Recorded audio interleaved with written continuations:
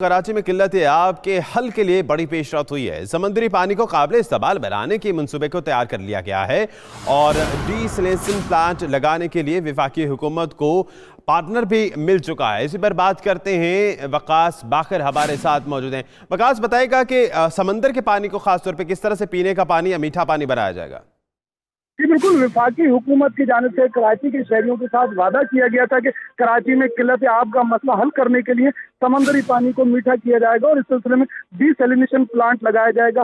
अब वफाकी हुकूमत के नुमाइंदों सदर मुमलिकत डॉक्टर आरिफ अलवी, अरकान कौमी सूबाई असम्बली आफ्ताब सिद्दीकी और शहजाद कुरैशी की कोशिशों के बाद कराची में समंदरी पानी को मीठा करने के लिए डीसैलिनेशन प्लांट लगाने के लिए फिजिबिलिटी मुकम्मल हो गई है और इस मंसूबे पर 7 अरब रुपए से जायद की लागत आएगी। ताहम मजमूई लागत का तमाम तर तखमिया कौमी खजाने से खर्च नहीं किया जाएगा। इसके लिए पब्लिक प्राइवेट पार्टनरशिप की इस सिलसिले में मदद ली गई है और 2 कारोबारी इदारे हैं जो कराची में डीसैलिनेशन प्लांट लगाएंगे।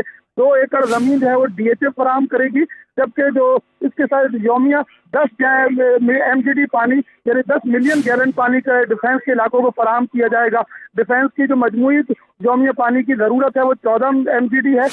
जो बाकी पानी होगा वो फिर क्लिफ्टन और मुल्का आबादियों को भी फराहम किया जाएगा। डीसैलिनेशन प्लांट के पहले मरहले के आगाज के बाद जो दूसरे मरहले का आगाज होगा और उसमें जो मजीद 30 MGD पानी फराहम किया जाएगा।